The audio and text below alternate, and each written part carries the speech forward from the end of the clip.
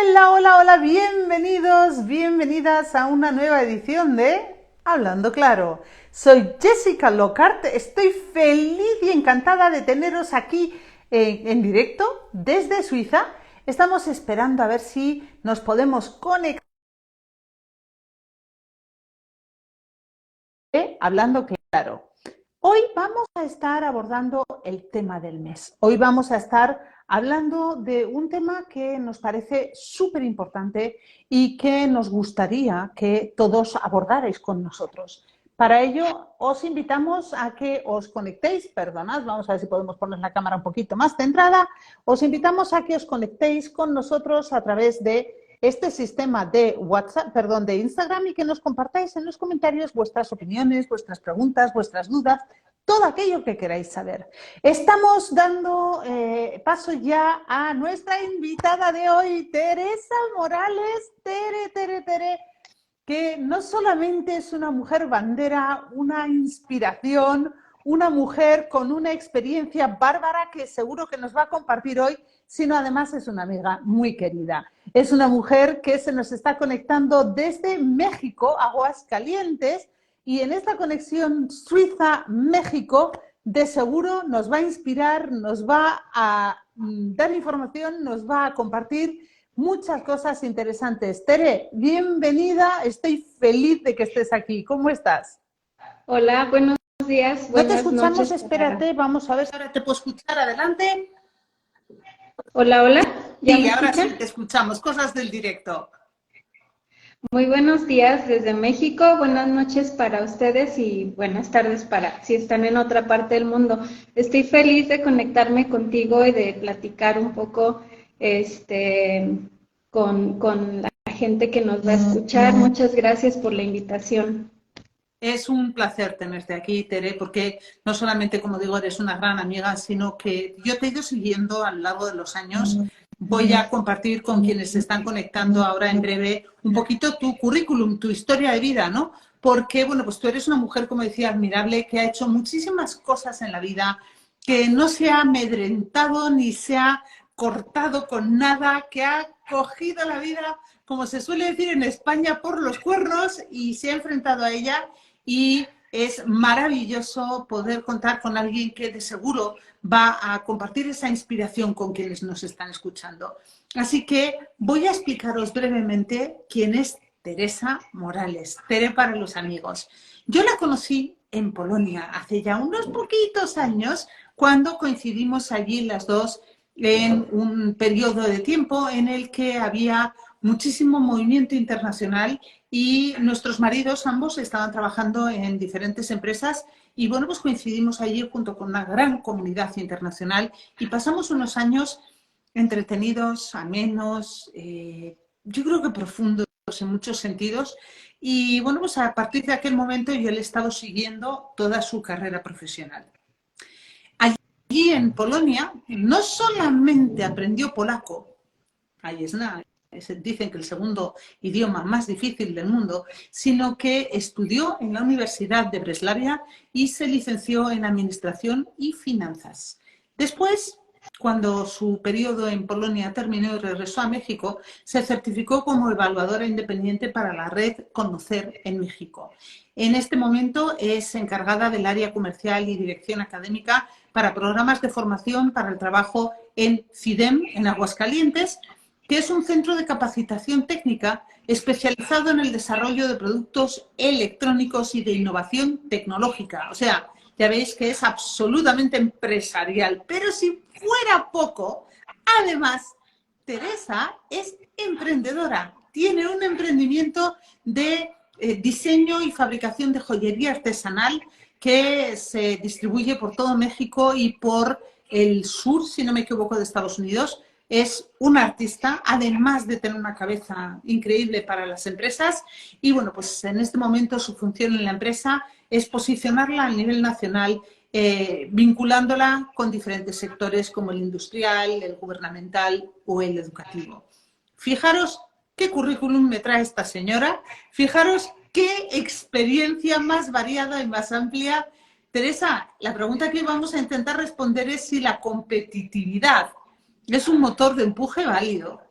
¿Cuál es tu primera impresión con toda tu experiencia y habiendo tenido tantas vivencias diferentes? ¿Es un motor de empuje válido la competitividad? Absolutamente.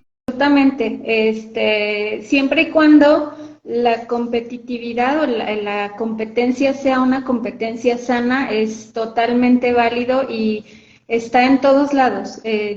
Podemos definir la competitividad como un set de herramientas que necesita, vamos a definirlo como un ente para subsistir y para destacar en lo que está haciendo. Entonces, ahorita la competitividad se puede aplicar desde un país, desde una región en un país, desde una empresa o incluso a nivel personal.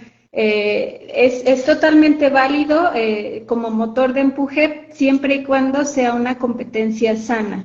Entonces, sí, definitivamente está en todos lados. Los países compiten por ser atractivos para recibir inversión extranjera, para que la gente se vaya y los visite, para el turismo, etcétera, para hacer una gran economía. Las empresas compiten dentro de los mismos países por atraer el mejor personal, por igual atraer inversión, nuevos clientes, etcétera. Entonces sí, definitivamente la competitividad es un motor de empuje válido, repito, siempre y cuando se haga de una manera sana, que no haya prácticas desleales y todo este tema. Has mencionado 3 veces ese concepto de una competitividad o una competencia, como se dice en Latinoamérica, sana. ¿Qué es una competencia sana? A ver, ¿cómo podemos definirla? ¿Cómo sabe alguien si en realidad está ante una competitividad no sana, insana o si es sana? ¿Qué parámetros debe cumplir o qué alarmas, señales de alarma se puede encontrar una persona para decidir, cuidado, que esto igual no es sano? Claro, pues básicamente creo que la lealtad o con la que se hagan las cosas en todos los niveles. Si tú eres, por ejemplo, vamos a hablar a nivel personal. Si tú estás, ahorita la gente está muy preocupada por ser el mejor, pero digamos que dejan de lado ciertas cosas importantes o imprescindibles y entonces yo soy mejor si tengo un buen celular, si tengo, si visto con las mejores marcas, etcétera. Son cosas banales y de esa manera nos hacemos destacar ante los demás. Estamos compitiendo de una manera desleal, no sana. Entonces, la lealtad yo creo que es fundamental, la honestidad con la que nos presentamos, ya sea como personas, como empresas, es fundamental, es uno de los parámetros. En cuanto, por ejemplo, yo voy a hablar de nuestros clientes. Ellos saben que nosotros les ofrecemos los servicios y lo que les ofrecemos es lo que realmente les vamos a proporcionar. No estamos ofreciéndonos con algo que no les vamos a poder dar como servicio. Entonces saben que somos honestos en lo que les estamos ofreciendo. Si hay algo que no podemos hacer, pues se les dice no lo podemos hacer, y no por el hecho de ser competitivos vamos a dar una imagen que no tenemos y que la cual no vamos a poder cumplir. En cuanto un cliente se da cuenta que no fuimos honestos con lo que se les ofreció y que no estamos cumpliendo, en ese momento se pierde todo el camino que hemos ganado, se pierde toda la imagen positiva que hemos construido y dejamos de ser competitivos. Entonces, igual me estás diciendo que el antídoto de la competitividad es la falsedad. Es decir, si una empresa se muestra desleal o falsa o la información que da es incorrecta, esa ventaja competitiva que pudiera tener la pierde. ¿Es así? Claro, creo que es el mayor valor agregado que se le puede dar a un cliente. Cuando el cliente sabe que puede contar contigo y que cuando te contacte para cuestiones, por ejemplo, de alguna asesoría, por ejemplo, en tu caso, o en caso nuestro, que también se dan algunas asesorías. En el caso tuyo, tu valor agregado sería esa parte de honestidad. Entonces, cuando un cliente sabe que que puede tener ese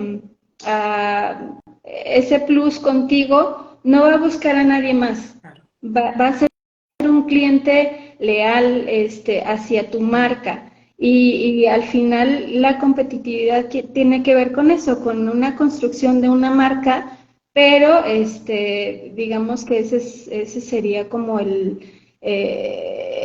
digamos, el parámetro. En cuestión, por ejemplo, de países, se evalúa muchas cosas, se evalúa el sector salud, la energía, el medio ambiente, la seguridad, la economía, las relaciones internacionales. Y, por ejemplo, en este tema de relaciones internacionales, obviamente, si hay cuestiones ahí que están viendo que un país no es honesto con sus datos, hay algunas situaciones anormales y eso, ese país no va a ser confiable para inversionistas, para negocios con otros países, etcétera. Entonces, creo que es la base. Fíjate, tú tienes experiencia internacional, ya lo hemos comentado, y una de las preguntas que yo te quería plantear era precisamente esa, si la competitividad varía de país a país o de cultura a cultura, o si en el fondo el ser humano es competitivo por naturaleza y todos competimos. Es decir, primero, ¿es una cuestión cultural? Y segundo, ¿es innata o es adquirida? ¿Qué opinas? Creo que sí es cultural, es una cuestión totalmente cultural. Por ejemplo, yo me atrevería a decir que en Europa, del tiempo que vivimos por allá, los europeos se enfocan un poco más en ser competitivos, pero toman más en cuenta la calidad. Es decir, yo seré competitivo cuando tenga buena calidad en mis servicios, en mis productos, etcétera. En cuestión, por ejemplo, en Asia, la competitividad tiene que ver con la carrera, es decir, los niños desde pequeños son entrenados, si se puede decir así, para entrar a la mejor universidad, desde que tienen, no sé, desde que van a preescolar, si lo que tienen en su mente es entrar a la mejor universidad y después entrar a la mejor empresa para trabajar y tener el mejor puesto. Y Entonces, claro, esto requiere una competición brutal. exacto. Y si no lo logran, es un trauma y una frustración tremenda, ¿no? Eso es, digamos, en los países asiáticos como lo percibo yo. En México es una competencia por el puesto, pero es más en cuestión económica. Eso, por ejemplo, se ha visto que tienes que ser competitivo, pero tienes que hacerlo en tus años más tempranos, porque después ya se convierte, por ejemplo, la edad ya se convierte en un impedimento para que te vean como una persona competitiva. Eso en Latinoamérica. Y en Me estás Europa diciendo, no. espera, Tere, me estás diciendo que en Latinoamérica se entiende que la competitividad y ese empuje competitivo se va perdiendo con la edad. Sí. ¡Wow! Sí. Lejos de ver la edad como no sé, la experiencia que va adquiriendo la persona como una ventaja, lo ven ya como una persona que ya no puede aportar mucho a la empresa y empiezan a buscar cada vez gente más joven para posiciones, no sé, es absurdo porque están buscando gente para posiciones gerenciales, no sé, de 35 años máximo, pero que tenga experiencia en operaciones, que tenga experiencia en ventas, que tenga experiencia en administración. Entonces es absurdo porque ese background, esa experiencia la tiene la gente mayor de 45 años, pero ya lo ven como una persona no tan competitiva, entonces es como diferente. En cambio, en Estados Unidos y en Europa, la edad es una ventaja, pues, imprescindible, ¿no? Sí, es que Y no. de hecho, las películas estadounidenses, ¿no? Como ejemplo de la cultura americana, nos muestra al altísimo ejecutivo de los niveles más altos de la empresa, que es un lobo con una competitividad brutal y desbordada. Entonces, eso no cuadra mucho con lo que nos estás comentando de Latinoamérica. Y ahí hay un choque diferente, curioso, ¿no? Sí, aquí en Latinoamérica específicamente cada vez se ve más dificultad para la gente mayor digamos mayor entre comillas de 50 años en adelante, que es si pierden su trabajo a esa edad es totalmente casi imposible que puedan ubicarse nuevamente ya en una posición como la que tenían. Ya tienen que buscar otro empleo con una remuneración menor, con un puesto menor y eso pues totalmente equivocado, es erróneo Sí, completamente, porque ¿no? fíjate, yo diría, siguiendo un poco al hilo de lo que nos estás comentando, que una campaña de marketing bien llevada que vendiera la idea de nosotros somos más competitivos que la competencia porque tenemos a muchas personas de edad y experiencia que avalan nuestro trabajo, sería como interesante en esos países, ¿no? Sí, lamentablemente creo que tiene mucho que ver con el costo de mano de obra. Ujú.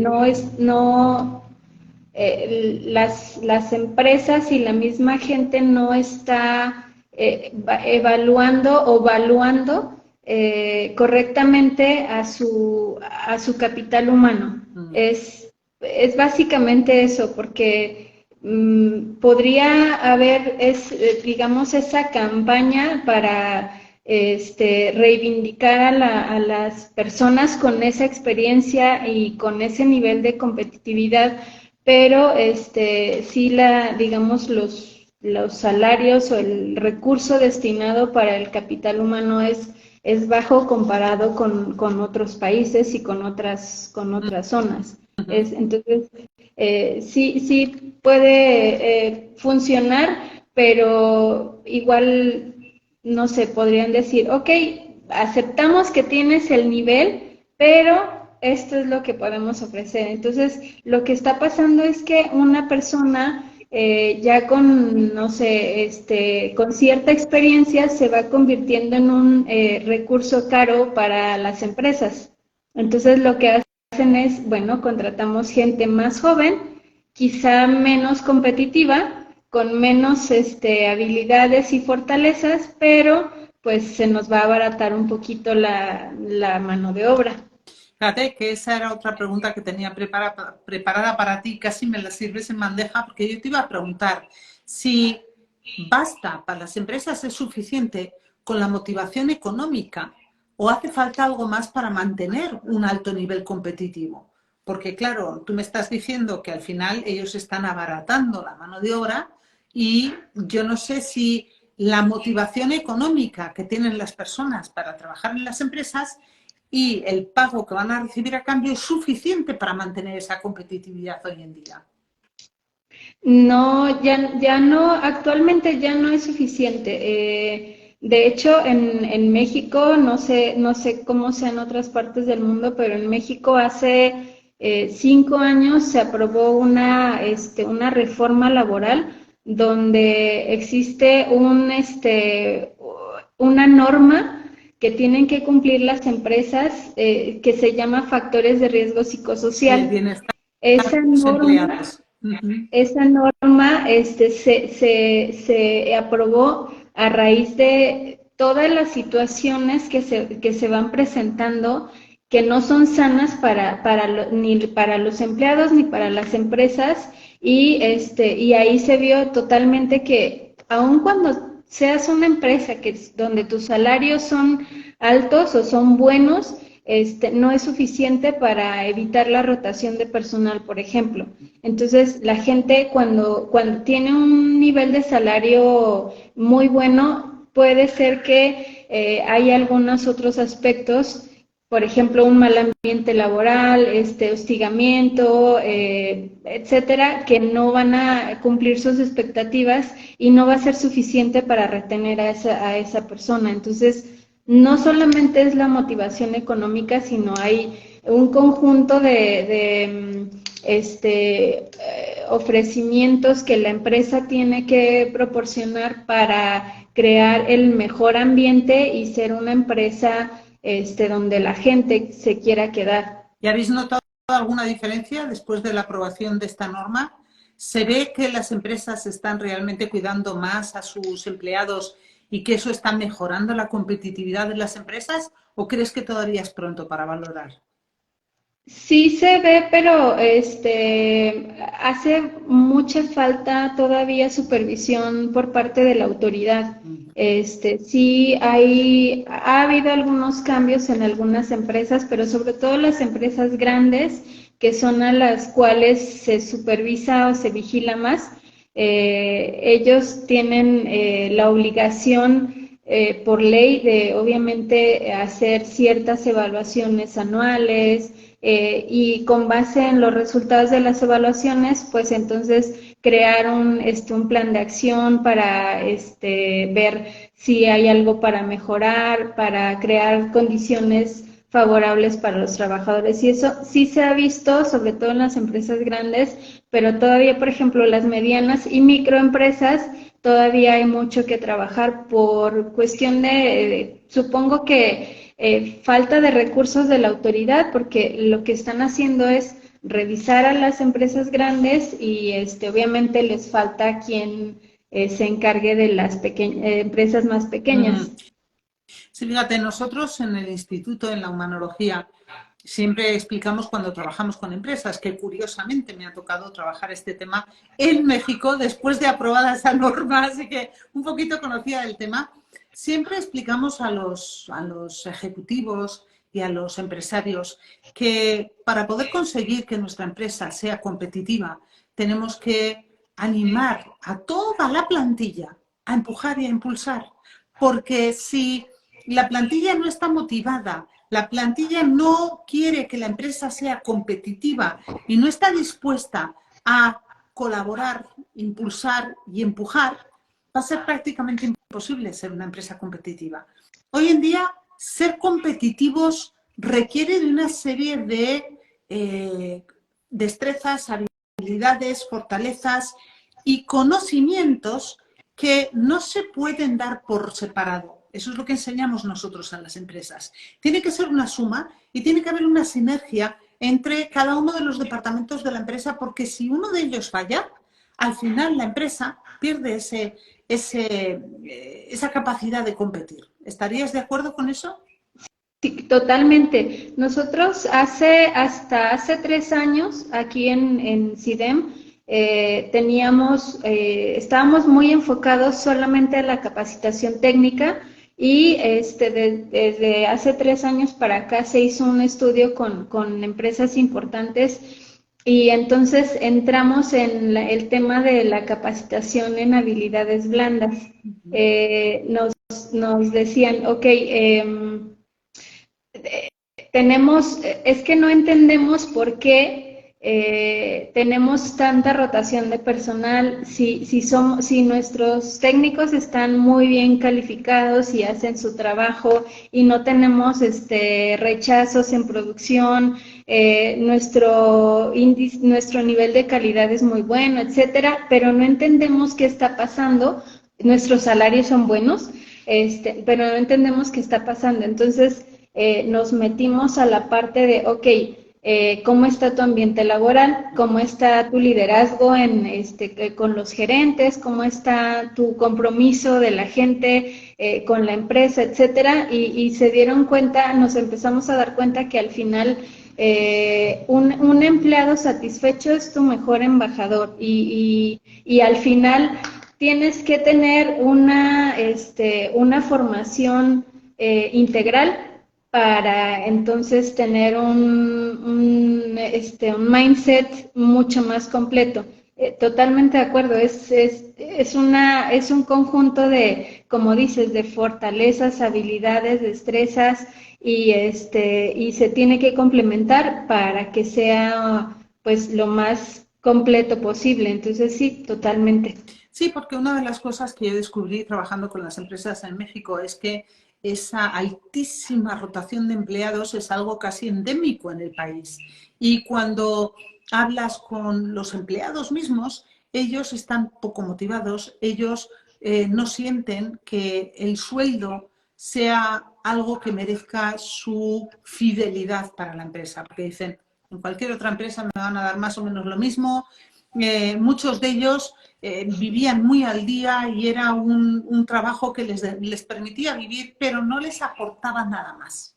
Eso era algo que hemos descubierto en todas las empresas con las que hemos trabajado, en México en particular, y sé que no es así en otros países porque también hemos trabajado nosotros en otros países en donde la problemática es un poquito diferente, pero creo que esto demuestra que el bienestar de los empleados, su satisfacción personal y no solamente profesional, son pilares fundamentales para que la empresa sea finalmente competitiva. Y es Claro. un mensaje que pocas empresas todavía comprenden y aplican. Y bueno, otra pregunta que tengo para ti, para seguir un poco ahondando en este tema, es ¿hasta qué punto es importante la motivación intrínseca de la propia empresa para que resulte altamente competitiva? Es decir, ¿qué tipo de motivación ha de tener una empresa, que supongo que variará entre una gran empresa, una mediana y una micro, para que realmente sea competitiva? ¿También en este caso es solamente el dinero o hay algo más? Depende del tamaño de la empresa, ¿no? Pero al final la motivación que tiene toda empresa es ser la mejor y eso tiene que ver obviamente con si soy la mejor, pues voy a tener buenas ventas, voy a tener el mejor equipo, etcétera, pero al final creo que sí, en general es una motivación económica, pues al final son empresas y están para generar, ¿no? Si no, pues no tiene sentido que existan. Y es digamos, el mayor, la mayor razón para que una empresa fracase o no prospere. Si no tiene ingresos, pues obviamente no va a prosperar. Si es la motivación intrínseca, pues sería la cuestión económica, pero al final yo creo que tiene más que ver con, digamos, algo un poco más utópico, sería ser la mejor en lo que está haciendo. Es básicamente, creo que sería esa la motivación que tendrían las empresas. Ya sabes, yo en este momento estoy residiendo en Suiza. Suiza es muy conocida, al igual que Alemania, por la supuesta calidad de sus servicios y productos. Se supone que todos los suizos de altísima calidad, al igual que todos los alemanes de altísima calidad, y esa es su ventaja competitiva. Luego, la realidad puede ser otra historia, pero eso es un poquito la ventaja competitiva que ellos tienen, que es el sello de calidad de todos los productos suizos y alemanes. Sin embargo, el país, la gente en Suiza, no es un país de gente altamente competitiva, es un país en ese sentido bastante relajado. La gente cumple su horario y a las 5 de la tarde se van todos para casa y llega el fin de semana y no trabaja nadie y de hecho no se contestan las llamadas de trabajo fuera del horario laboral. Es un país muy relajado y sin embargo es altamente competitivo. Entonces, ¿qué parte de la cultura del país tiene un impacto en la competitividad del mundo empresarial de ese país. Me has mencionado antes que los niños asiáticos tienen un nivel de competitividad extremo porque se les exige que triunfen en todo para poder acceder a lo mejor. Y si no lo consiguen es un fracaso. Entonces, bueno, pues esa competitividad tan brutal que vemos en los niños y en su formación sí parece tener un eco en el nivel de éxito de las empresas asiáticas que han tenido un crecimiento muy por encima de otras regiones del mundo en los últimos decenios, ¿no? Entonces, ¿hasta qué punto consideras tú, con tu experiencia y todo lo que has vivido y trabajado, Tere, que la forma de desarrollar a nuestra juventud, a nuestros niños, esa cultura del país, tiene un impacto en la competitividad general de sus empresas? Lo que mencionas de los países europeos, de Suiza y Alemania en particular, y aquí mencionaría, por ejemplo, Noruega, Dinamarca. En el índice de competitividad del año pasado, Noruega, Dinamarca y Suiza son los 3 países más competitivos del mundo. Yo creo que el diferenciador aquí es que hacen o sea, no importa cuánto tiempo trabajes, pero haces las cosas bien y aprovechas ese tiempo de trabajo y sabes que vas a trabajar y haces tu trabajo y no se necesita más.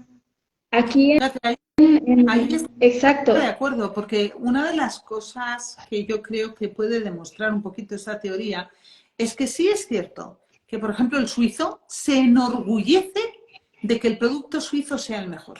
O sea, para ellos es motivo de orgullo. Entonces, como ellos forman parte de la cadena de producción del país, ellos se esfuerzan porque su trabajo y todo esté bien hecho. También es cierto que es una cultura en la que hay mucho control de todos sobre todos. Todos miran a ver si lo haces bien y si no te corrigen. Entonces, hay una especie de revisión constante de todo lo que hacen las personas, cosa que quizá en Latinoamérica yo no he visto. Ahí cada uno hace lo que puede, como puede, de la manera que sabe y le dejan y sigue adelante, ¿no? Entonces ahí sí estaría de acuerdo contigo que la cultura es muy importante a la hora de poder llegar a tener empresas competitivas. Y en ese Claro. sentido, dime. Sí, tuvimos una charla con una gerente de Continental. Ella es alemana y tiene tiempo viviendo en México y ella decía, es que el mayor shock para mí fue cuando yo llegué a México a una de las plantas y les decía, pero es que, a ver, está rechazado por calidad, el producto está rechazado por calidad, tiene esta falla, etcétera, y le decían, pero es que la falla no impacta en el desempeño del producto. Ok, pero o sea, nadie se dio cuenta, al final llega un producto terminado y en el proceso, esta falla viene desde el proceso número 2 y llega al proceso 10 al producto terminado y nadie se da cuenta, o quizás sí se dieron cuenta, pero no, pues lo pasaron por alto y dice, y eso es un shock para mí, porque para nosotros en Alemania la calidad es muy importante, es decir, no pasamos por alto este tipo de detalles, entonces sí tiene mucho que ver con la forma como haces tu trabajo y sí somos, digamos, sí hay una variación en cuestión de cultura, cuáles son los factores más importantes para ser competitivos. Y sí, definitivamente los países europeos se enfocan mucho más en la calidad y como dices, les enorgullece cuando sus productos y cuando son parte de ese producto final. Uh-huh. Entonces, con tu experiencia y todo lo que has aprendido en diferentes países, ¿qué le dirías tú a un empresario o a un emprendedor que quiera potenciar su competitividad, que quiera resultar más competitivo? ¿Qué claves le darías? ¿Qué le recomendarías?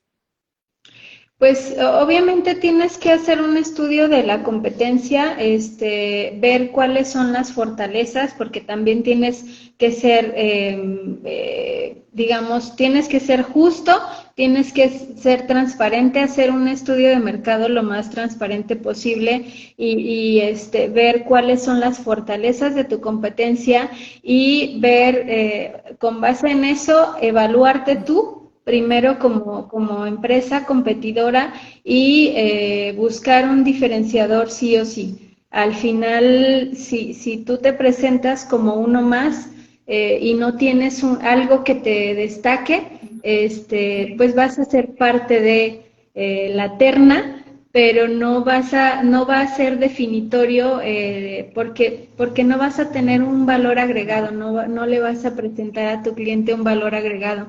Entonces, básicamente sería eso, es evaluar muy bien quién es tu competencia, evaluarte tú de la manera más transparente posible y con eso ya buscar tener un diferenciador y ofrecerle un valor agregado a tus clientes potenciales y mantenerlo básicamente es hacer que tus clientes al final se sientan como si fueran los únicos. Siempre la atención en cuanto lo necesiten, lo más pronto posible, de la mejor manera, de una manera amable y que se sientan que son los únicos y que no hay ningún otro cliente al cual le están dando servicio. Ese sería, creo que ese ha sido un poquito el éxito acá de CIDEM, y eso es como la mejor estrategia que yo he visto que ha funcionado.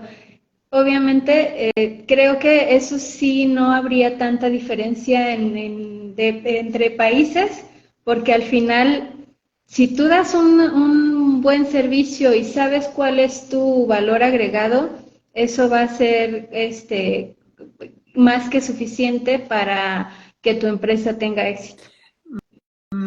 Vamos a dedicar un minuto a saludar al montón de gente que se nos está conectando en directo. Saludamos, no conocemos nosotros a todos, seguro que mucha gente ha venido por ti, Tere, porque bueno, pues te conoce muchísima gente. Tenemos a Lucio, tenemos a Blanca, Aida Milena, Mónica, Marimar, Torres. Os saludamos a todos, os mandamos un abrazo. Os recordamos que podéis plantearnos vuestras preguntas por escrito en los comentarios. Mientras lo vais haciendo, si es que tenéis alguna pregunta, porque creo que Tere se explica con muchísima claridad, yo tengo otra pregunta para ti, Tere. Hay personas que el gen de la competitividad como que no lo tienen. Pues no les gusta competir e incluso competir les molesta o les duele o les incomoda. Y la pregunta que tengo para ti es doble. Primero, ¿una persona así puede sobrevivir en el mundo de la empresa? Es decir, ¿hace falta ser competitivo para trabajar en una empresa? Y la segunda parte de la pregunta, si hace falta que una persona ya no empresa, persona, sea más competitiva, ¿qué podemos hacer? Ok.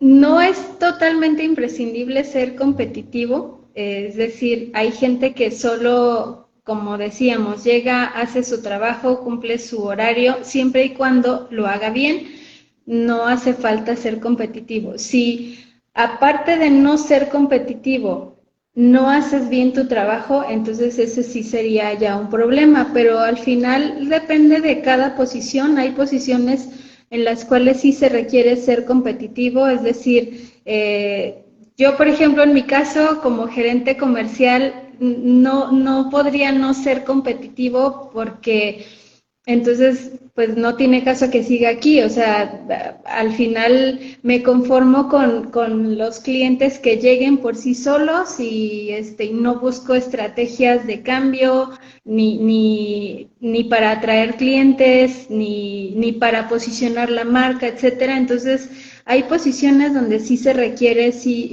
ser competitivo y hay posiciones donde perfectamente, si no tienes más aspiraciones, puedes llegar, cumplir tu horario de trabajo, hacer bien tu trabajo y ya, sin problema, no pasa nada. Pero obviamente se ve y es gente que tiene 15 años en una empresa, en el mismo puesto, donde quizá por ahí el jefe ve alguna, que ha tenido un buen desempeño y a lo mejor tiene un ascenso después de mucho tiempo, etcétera, pero no por el hecho de haber sido competitivo, sino por el hecho de haber hecho bien su trabajo y cumplido sus responsabilidades. Básicamente sería eso. Entonces, depende de la posición, sí se requiere obviamente cierto nivel de competitividad, digamos que se va viendo por niveles, ¿no? Uh-huh.